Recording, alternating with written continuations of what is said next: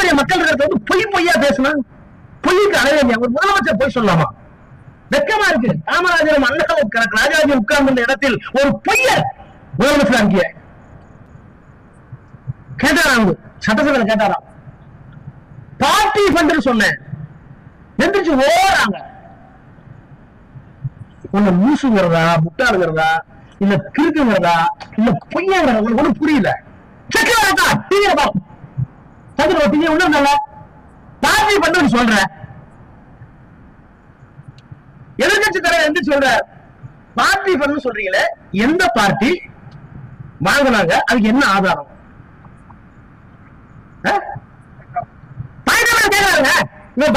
சொல்றீங்க நீங்க party fund கடந்த காலத்தில் வசூலிக்கணும்னு சொல்ல வர எந்த பார்ட்டி எந்த ஃபண்ட் கேட்டார். அதை சொல்ல வேண்டிய கடமை முதலமைச்சருக்கு இருக்குன்னு சொன்னார். இவர் பத்திட்டார். இவரு ஆய திறக்க மாட்டாரு. என்ன எழுதி கொடுக்குறாங்களோ ஸ்கிரிப்ட் அதை சொல்ல பேச முடியாது. அப்ப ஒண்ணும் தெரியாது. அந்த இன்னொரு தம்பி இருக்குத முந்திரி அந்த பையன் வந்துருச்சு, நாங்கள் எந்த பார்ட்டி என்று சொல்லவில்லை. உனக்கு வெக்கமா இல்ல? எந்த பார்ட்டி சொல்ற சொல்லுங்க. நீ எந்த பார்ட்டின்னு சொல்லி நாங்க உரையாடுறது நீ ரைட். நீ எந்த பார்ட்டி சொல்றது திப்பு இல்ல, முதுகெலும்பு இல்ல. முதுகெலும்பு இல்லாத முதலமைச்சரை ஏற்றுக்கொண்டு அரவை கேட்ட அமைச்சரை ஏற்றுக்கொண்டு ஏன்டான செலவு உட்கார்ந்து வெளியே வந்தார். வேற ஒண்ணும் அதான் உண்மை. என்ன என்ன ஒன்றும் பண்ணீங்களா? பார்ட்டி ஃபண்ட் ஓடினார் சிங்கப்பூர். இன்னொன்னு நம்மளாம் நீங்க எல்லாம் எம்பியா இருந்தீங்க, நம்ம மினிஸ்டர் நம்மள ஒரு மினிஸ்டரோ எம்பியோ பார்லிமெண்ட்ல வாயை திறந்து பேசிட்டா அது வந்து மாறக்கூடாது. மாறினா என்ன பண்ணுவோம்? பிரிவை கொண்டு வந்துடும். பிரிவில் இருந்து என்ன உரிமை பிரச்சனை. அதையும் ஒன்று சொன்னார் ராஜா அரங்கமானுக்கு அதையும் ஒன்று சொன்னார். வெளியே போய் தப்பா பேசுறார். இது நாடாளுமன்றத்தை இழிவுபடுத்த சமம். பிரிவினர் மோசன் கொண்டு வந்துடுறாங்க. எதுக்காக முடிஞ்சு ஒன்னே ஒன்று மணிக்கு போக வேண்டியதான், தப்பா பேச விட்டுருக்க வேண்டியதான்.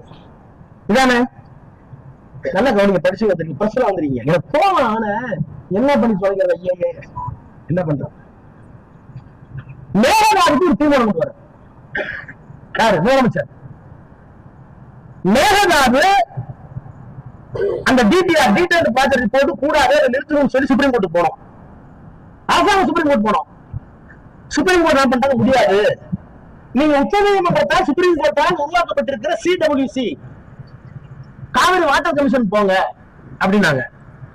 காவிரி வாட்டர் கமிஷன் போனா ஐஏஎஸ் அதிகாரி உட்காந்துருக்காங்க. அங்க நிவாரணம் கிடைக்காது. அப்ப முதலமைச்சர் எல்லா சட்ட நபர்களையும் கூப்பிட்டு சுப்ரீம் கோர்ட் என்ன சொல்றாங்க? காவிரிக்கு வேற, காவிரி நாங்க கொடுத்த ஆர்டர் வேற, அதுக்கு ஒரு கமிட்டி இருக்கு, அதுக்கு ஒரு மேலாண்மை குழு இருக்கு. ஒண்ணு அந்த குழுல போய் சொல்லுங்க, இல்லன்னா நீங்க மேகதாதுக்கு தனியா ஒரு ட்ரிபியூனல் கேளுங்க. சொன்னது யார்? உச்ச நீதிமன்றம். இந்த நம்ம கைகாலாற்ற முதலமைச்சர் இருக்காருல்ல, ஸ்கிரிப்ட் முதலமைச்சர், அவர் ஒரு தீர்மானம் கொண்டு வரார். அந்த தீர்மானத்தில் எதிர்கட்சி தலைவர் உதயநிதி ஸ்டாலின் ஒரு திருத்தத்தை முன்மொழிகிறார். நல்ல கவனிங்க. என்ன பண்ணுகிறார் என்றால், காவிரிக்கு நாம் நடுவர்மன்ற போட்டோம், அதுல உத்தரவு கிடைச்சிருக்கு, அதுல நமக்கு இத்தனை டிஎம்சி தண்ணி கொடுக்கணும் உத்தரவு வாங்கிட்டோம். அதே மாதிரி மேகதாதுக்கும் ஒரு தனி வழக்கை போட்டு மேகதாதுக்கும் நடுவர் மன்றம் கேட்க வேண்டும் என்கிற தீர்மானத்தை சேர்த்துக் கொள்ளுங்கள். உதயநிதி சொல்ல தப்பாக இருக்கட்டும். முதலமைச்சர் சந்திரன் நீ சொல்லு, பக்கத்துல எல்லா ஐஏஎஸ் இருக்காங்களா, சீஃப் செக்ரட்டரி இருக்காங்களா? நான் சட்டமன்றத்துக்கு சொல்றேன். முதலமைச்சர் பக்கத்துல பாக்ஸ்ல chief secretary, water resource secretary, எல்லா செக்ரட்டரியும் வந்துட்டாங்க. இப்படி உதயநிதி சொன்ன உடனே ஒரு முதலமைச்சருக்கு மூலம் என்ன பண்ணிருக்கோம்? என்னென்ன பண்ணிருக்கணும்? நான் கோபத்தோட சொல்றேன். கூப்பிட்டு சைகர் என்ன காமிப்பாங்க? என்ன எல்ஓபி சொல்றாரு, அது சாத்தியமான்னு கேட்டுக்கணும்ல? கேட்கல. எந்திரிச்சு மாண்புமிகு எதிர்கட்சி தலைவர் சொன்னதை தீர்மானத்தில் சேர்த்துக் கொள்ளலாம். சேர்த்தாச்சு. என்ன சேர்க்கலாம்? காவிரிக்கு எப்படி நடுவர்மன்றம் போட்டீங்களோ அதே போலவே மேகதாதுக்கு ஒரு நடுவர்மன்றத்தை போடலாம். எங்களுடைய நோக்கம் என்னன்னு சொல்லிட்டுமா? இப்படி போட்டாதான் கர்நாடகத்தை கட்டுப்படுத்த முடியும்.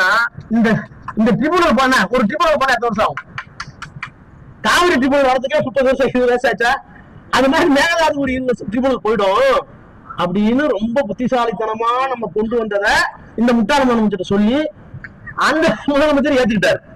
தீர்மானம் நிறைவேறிச்சு இல்ல? நல்லா கவனிங்க. கையகாலாட்டி ஓடுறார். ஏன் ஓடுறார்? செந்தில் பாலாஜி ஓடுறார் எதுக்கு ஓடுறார்? நீ வழக்கு போட்டு இந்த நேர்மையா நடந்துகிட்டா நாங்க ஏன் பெயிலுக்கு போறோம்? உனக்கு தெரிஞ்சுங்க, பெயில் வாங்குறது இட் இஸ் ஸ்டாட்யூட்டரி ரைட். பொய் கேஸ் போடுகிற போது சட்டப்படி பெயில் வாங்குறதுக்கு அது வரைக்கும் நான் தலைவராக இருக்கிறதுக்கு எனக்கு உரிமை உண்டு. அரசியல் சட்டம் கொடுத்திருக்கிற உரிமை. ஏன்னா நீ போற பொய் கேஸ் நாட்டில் இருக்க முதலமைச்சர் நல்லவர் இல்ல. பேய் அரசாண்டால் பிணந்தம் சாத்திரம் பாரு, அது மாதிரி ஒரு ஆட்சி. அப்போ ஒரு பொய் கேஸ் போடுறதுக்காக நாங்க போய் முன்ஜாமீன் கேட்கிறோம், உயர்நீதிமன்றம் கொடுக்குது. எதுக்காக கொடுக்குது? யார் வைக்கப்படணும்? நாங்க ஓடுறோம்.